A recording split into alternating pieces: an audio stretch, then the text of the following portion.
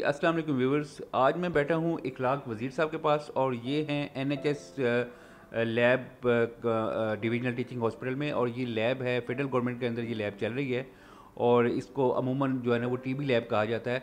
लेकिन हमें ये खुद बताएंगे कि ये लैब एक्चुअली है क्या, यहाँ पर क्या फैसिलिटेशन है और आवाम के लिए इसमें क्या जो है ना सहूलत है इस लैब में। तो इखलाक वज़ीर साहब अस्सलाम वालेकुम। वालेकुम सलाम। Thank you very much sir, भाई साहब आपने वक्त दिया हमें। ये ट्यूबरक्लोसिस को डायग्नोज़ करने के लिए फ़ेडरल गवर्नमेंट की तरफ से एक लैब बनाई गई थी, ये बैक इन 2012, जो कि पूरे पाकिस्तान में एक नेटवर्क बना था। इसी लैब के फॉर्मेट पे हमारे 10 यूनिट्स लगे हुए हैं पूरे आज़ाद कश्मीर के डिस्ट्रिक्ट्स में, जिनका डाटा हमारे पास डेली बेसिस के ऊपर शेयर होता है। इस लैब के बनाने का जो मकसद था बेसिकली वो ये था कि एक तो लोगों को जो टीबी की तशख़ीस है वो हो और वो क्वालिटी तशख़ीस हो। मिसाल के तौर पे अभी हमारी इस लैब में माइक्रोस्कोपी से लेके जो पीसीआर डिटेक्शन है और उसके बाद कल्चर की सहूलत जो सी है वो फ्री ऑफ कॉस्ट अवेलेबल है। तो अगर हम पैसों की बात करें तो एक टेस्ट के ऊपर मिला के तकरीबन एक मरीज़ के 15 से 20 हज़ार रुपये खर्च होने होते हैं, जो यहाँ पे फ्री ऑफ कॉस्ट अवेलेबल है। अच्छा, एक खसूसियत इस टेस्ट की ये भी है कि इसमें ना सिर्फ आप टीबी की तशख़ीस करते हैं, बल्कि ये भी बता सकते हैं कि जो टीबी है क्या वो आम दवाइयों से टीबी के कंट्रोल हो जाएगी या उसको किसी एडिशनल ट्रीटमेंट की ज़रूरत है, जिसको आप एमडीआर टीबी कहते हैं, मल्टी ड्रग रेजिस्टेंस, या एक्सडीआर कहते हैं, एक्सटेंडेड ड्रग रेजिस्टेंस। तो उस सूरत में हम जो ये भी तशख़ीस करते हैं और फिर हमारा जो दूसरा कंपोनेंट है ट्रीटमेंट वाला, वो इसको ट्रीटमेंट फ्री ऑफ कॉस्ट करता है। हमारे पास एक फिजिशियन मौजूद है यहाँ पे हमारे पैनल के ऊपर, और एक जो मरीज़ अगर एमडीआर से तशख़ीस हो जाए तो उसकी जो ट्रीटमेंट पे लगभग 40 से लेके 55 लाख रुपए तक खर्च होते हैं उसकी मुकम्मल ट्रीटमेंट के लिए। तो ये free of cost government of Pakistan की तरफ से पूरे पाकिस्तान के लोगों को मैसर की जा रही है। यहाँ पे एक बात मैं और बताता चलूँगा कि टीबी का जो मर्ज़ है वो पहले ये था कि लोग छुपाते थे कि खुदा न खास्ता इसको छुपा ली जाए, और तो ये एक मैं बताना चाहूँगा लोगों को, ये एक बेसिकली एक जुल्म है।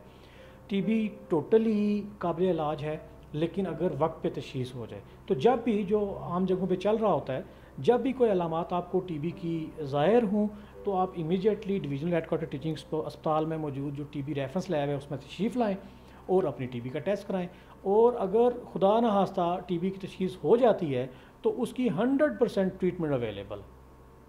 बहुत शुक्रिया इखलाक साहब। देखें, बहुत सारी बातें इखलाक साहब ने ऐसी बताई जो आम लोगों को नहीं पता। हमें फैसिलिटेशन मौजूद हैं और इखलाक साहब ने हमें ये भी बताया कि ये जो लैब्स हैं ये सूबाई लेवल पे हर सूबे में मौजूद हैं, किसी सूबे में 2 हैं और छोटे सूबों में 1 हैं। मतलब ये फैसिलिटी गवर्नमेंट की तरफ से मौजूद है। हमें मालूम नहीं है कि हमने कहाँ जाना है और किस सूरत में जाना है। अच्छा इखलाक साहब, हमें थोड़ी सी फिर हमें ये गाइड भी लेंगे इन जनरल पब्लिक को कि कब महसूस होता है कि टीबी जो है ना इंसान को शुरू हो रही है, या कोई ऐसी अलामात जनरल कि घर में हमें पता लगा सके कि हमारे जो साथी है, ठीक है ना, ये जो हमारे घर का मेंबर है इसको जो है ना कोई टीबी शुरू हो रही है या वो, तो ये इस मामले में हमें कुछ मालूमात देंगे प्लीज़। ये बहुत अच्छा सवाल है आपका। जैसे कि टीबी जो सी है वो कम्युनिकेबल डिजीज़ है, मतलब एक इंडिविजुअल से दूसरे इंडिविजुअल को मुंतकिल हो सकती है। लिहाजा ये इम्पॉर्टेंट है कि अगर किसी फ़र्द को कोई सिम्टम्स अपीयर होते हैं तो ना सिर्फ वो इमीडिएटली टेस्ट कराए बल्कि अपने आप को आइसोलेट भी करे। अब जो अलामात की बात की उसमें जो सबसे कॉमन सिम्टम्स और साइंस अपीयर होते हैं टीबी के लोगों में, उसमें सबसे पहले बुखार है, और बुखार भी टिपिकली उस वक़्त होता है जब ग़ुरूब आफ्ताब होता है। अच्छा, उसके बाद आपकी जो पिंडलियाँ कहते हैं, मसल्स कहते हैं, इनमें दर्द होता है आपको। उसके बाद वज़न कम होता है। उसके बाद आपकी जो थकन है, आपका चलना फिरना, अगर आप पहले 1 किलोमीटर चलने के बाद थकते थे तो आप बहुत जल्दी थकना शुरू कर देंगे। सीढ़ियाँ चढ़ते वक्त आपकी सांस फूलेगी। तो ये सारे के सारे वो सिम्टम्स हैं, साइंस हैं।